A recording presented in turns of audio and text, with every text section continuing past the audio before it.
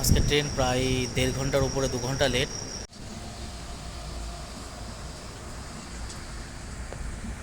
আমরা জাস্ট পুরীতে নামলাম।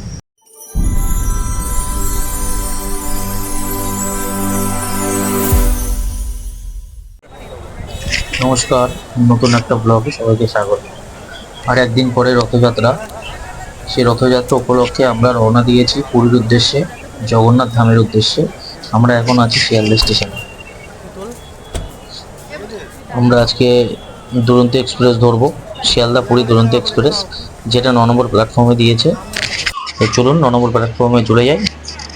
দেখুন ট্রেনটা অলরেডি দিয়ে দিয়েছে প্ল্যাটফর্মে। আমরা একটু ভিডিও করছিলাম, এদিক ওদিকে প্রচুর ভিড়, প্রচুর যাত্রী, মানে ট্রেনটা পুরো ফুল, কোনো সিট খালি নেই, এত ভিড়। সব আমরা B5 কোচের টিকিট কেটেছিলাম। আমরা B5 কোচের সামনে দাঁড়িয়ে একটুখানি ফটোশ্যুট করছিলাম সবাই মিলে।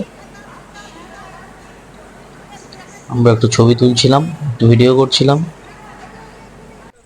তারপর আমরা রওনা দিলাম। শিয়ালদা ছেড়ে ট্রেনটি পুরীর উদ্দেশ্যে রওনা দিল।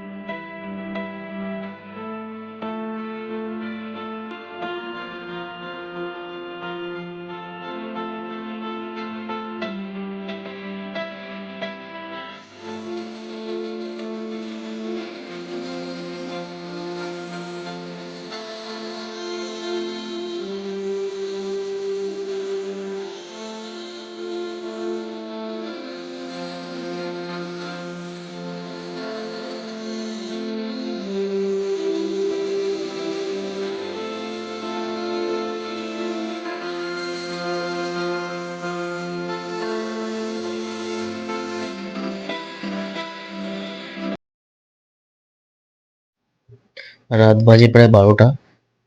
খড়গপুর স্টেশনে কোনো একটা কাজ চলছিল লাইনে, ওর জন্য ট্রেনটা পুরো লেট করেছে প্রায় 2 ঘন্টা। 10টা 10-এ খড়গপুরে পৌঁছানোর কথা, সেখান থেকে খড়গপুর ছেড়ে বেরোলো 12টা 5-এ। আমরা নেক্সট আমাদের স্টপেজ ভুবনেশ্বর। তো আমরা খড়গপুর থেকে ভুবনেশ্বরের উদ্দেশ্যে রওনা দিয়েছিলাম। ভুবনেশ্বর স্টেশনে দাঁড়ালো ট্রেনটি ঠিক 4টে 15-র সময়। Next stoppage Puri.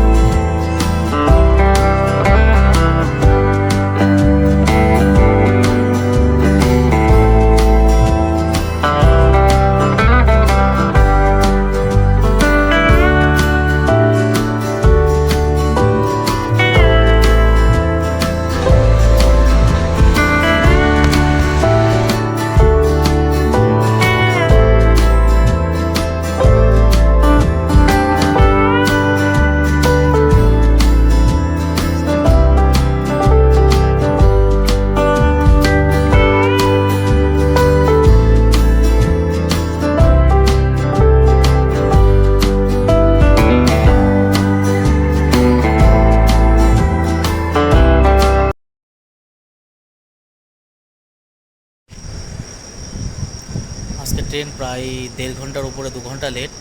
আমরা নামলাম, এখন আমরা যাব হোটেলের দিকে। দেখি এখানে অটো বা কোন গাড়ি পাওয়া যায়। আমরা চলে এসে আমাদের হোটেলের সামনে। এই হোটেলটা আমাদের বুকিং করা ছিল। দাস রেসিডেন্সিয়া।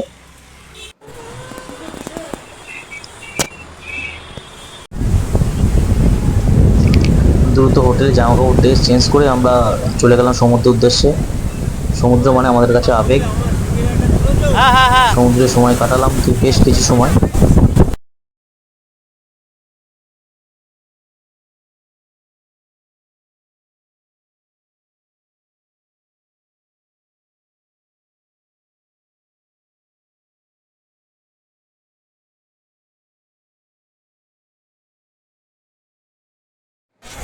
সমুদ্রে স্নান সেরে আমরা চলে গিয়েছিলাম রথ দেখার উদ্দেশ্যে।